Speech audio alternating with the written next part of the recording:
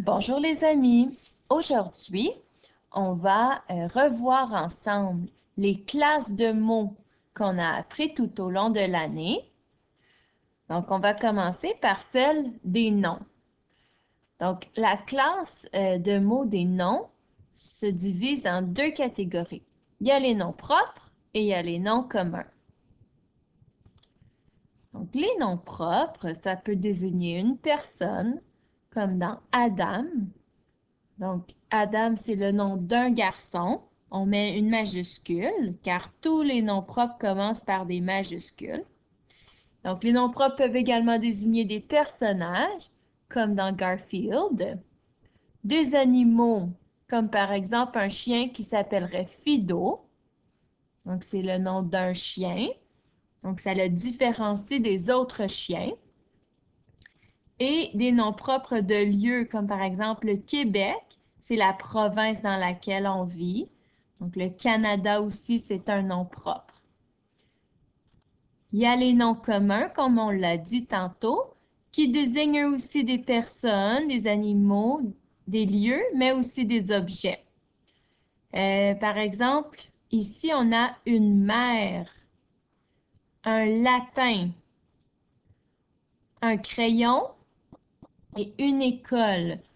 Donc, ce sont des noms communs et devant les noms communs, on peut placer une ou un. Maintenant, on va regarder la catégorie des déterminants. Donc, les déterminants, ce sont des petits mots qu'on place devant les noms communs. Donc, ce chien mange beaucoup. Donc, chien est un nom commun d'animal. Alors, devant se trouve un déterminant. Donc, c'est un déterminant. Et il y a un truc ici qu'on peut utiliser pour trouver les déterminants et c'est de remplacer le mot qu'on pense qui est un déterminant par un ou une. Comme par exemple ici, je peux remplacer par un et je peux donc dire un chien mange beaucoup. Donc, ma phrase fonctionne, elle fait du sens, donc ce est bien un déterminant. Donc, ici, j'ai plusieurs exemples de déterminants. Donc, le, la, qui au pluriel font les, un, une, qui au pluriel font des, mon, ma, et au pluriel, ça fait mais, ton, ta, qui font tes, au pluriel, son, sa, qui font c'est, au pluriel, ce, cette, qui sont masculins, cette, qui est féminin, et tout ça au pluriel, ça fait c'est. Donc, ce sont des déterminants qui reviennent souvent, mais il y en a d'autres. Et si tu croises un mot que tu penses que c'est un déterminant, rappelle-toi du truc. Tu le remplaces par un ou une. Et si ta phrase fait du sens, ça veut dire que oui, c'est un déterminant. On a également la classe de mots des verbes.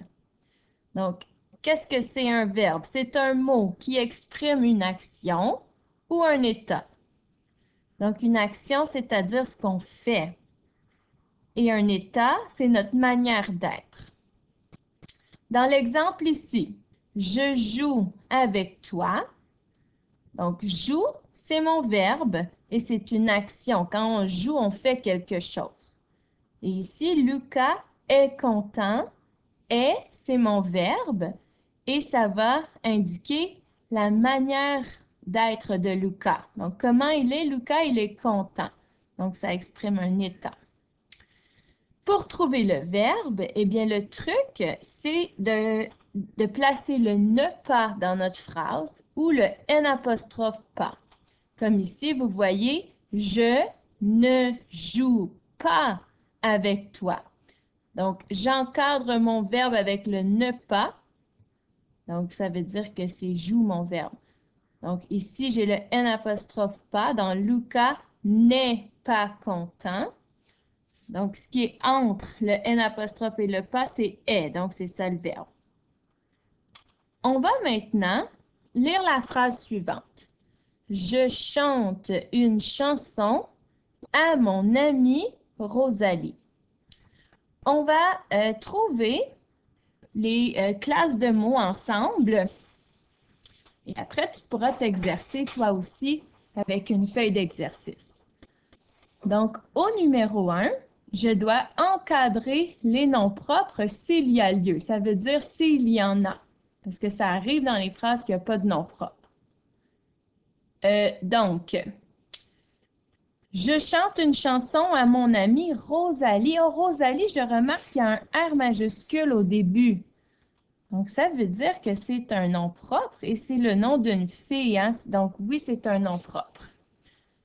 Donc, c'est réglé pour le numéro 1 et je passe au numéro 2. J'encercle les noms communs. Et devant un nom commun, on peut placer le petit mot un ou une. Donc, c'est un truc pour trouver les noms communs. Donc, je chante une chanson. Ah, ben, il y a une ici, ça veut dire que chanson, c'est un nom commun. Donc, je fais un ovale autour. Je l'encercle, je l'entoure.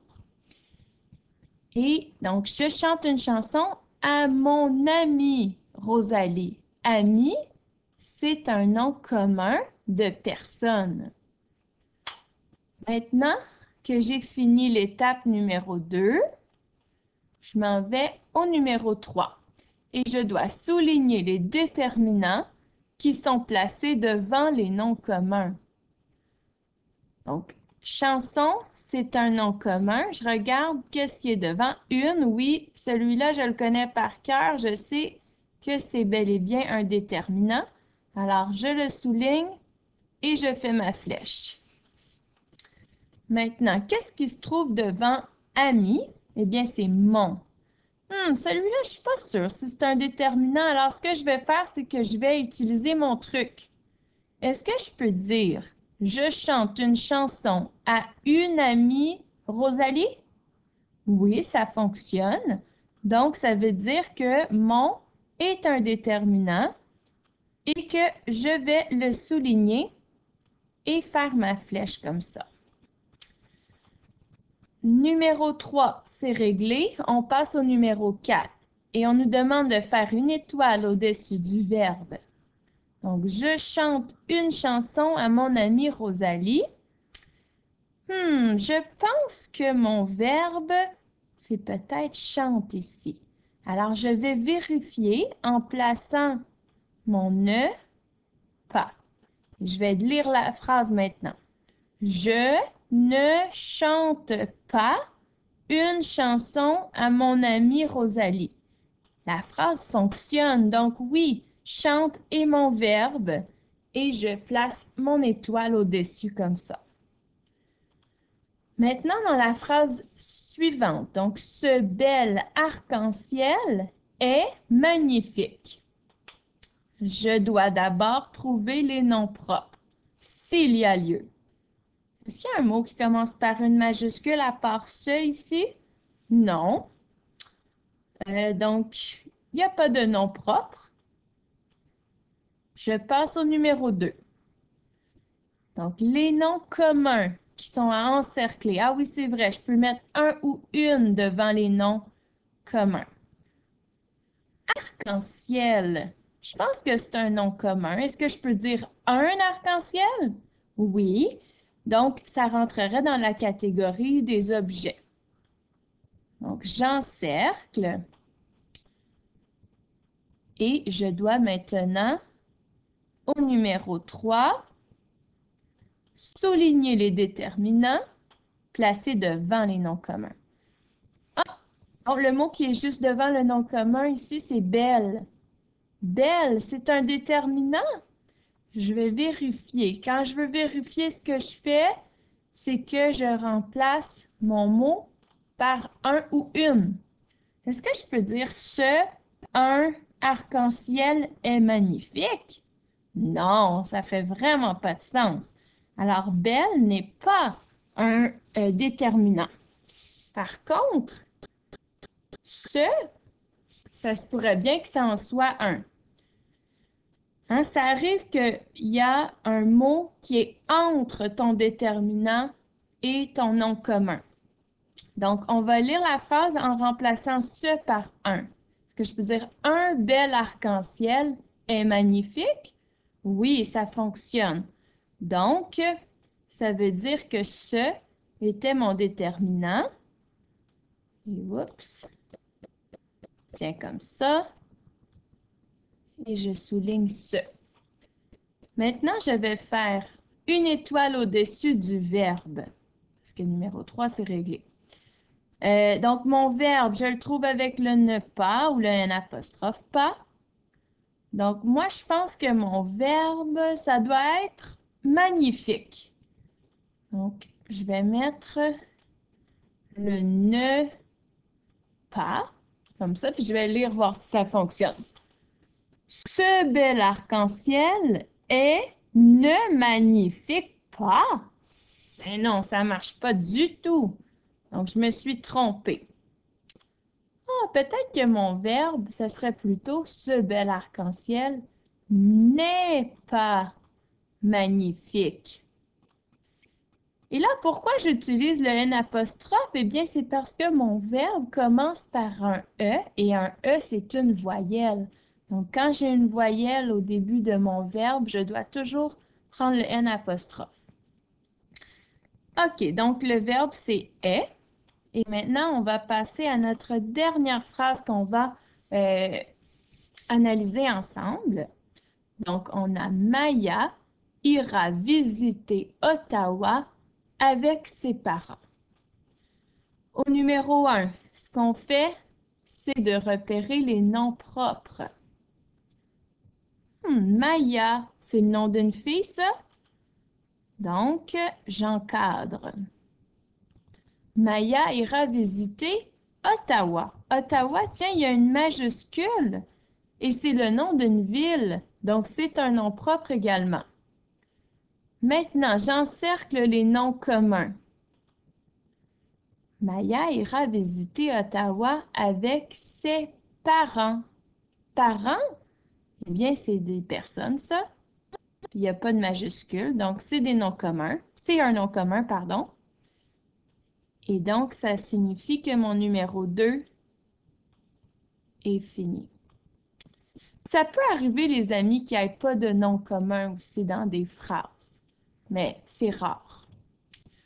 Au numéro 3, on souligne les déterminants qui sont placés devant les noms communs. Alors, devant parent, qui est mon nom commun, se trouve le mot c'est. Est-ce que c'est un déterminant? On va vérifier en le remplaçant par un ou une. Est-ce que je peux dire Maya ira visiter Ottawa avec un parent? Oui, hein, la phrase fonctionne. Donc, c'est un déterminant que je souligne et je fais ma flèche comme ça. Donc, numéro 3, c'est réglé. Et il nous reste le numéro 4 où on doit faire l'étoile au-dessus du verbe. Maya ira visiter Ottawa avec ses parents. Donc, si je veux dire que c'est pas ça qui arrive, donc je vais dire Maya n'ira pas visiter Ottawa avec ses parents. Donc, mon verbe, c'est ira. C'est le verbe aller. Voilà. Donc, visiter aussi, c'est un verbe, mais il n'est pas conjugué.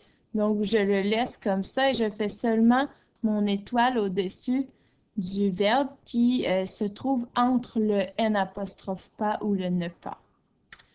Donc, voilà les amis pour la petite leçon sur les classes de mots.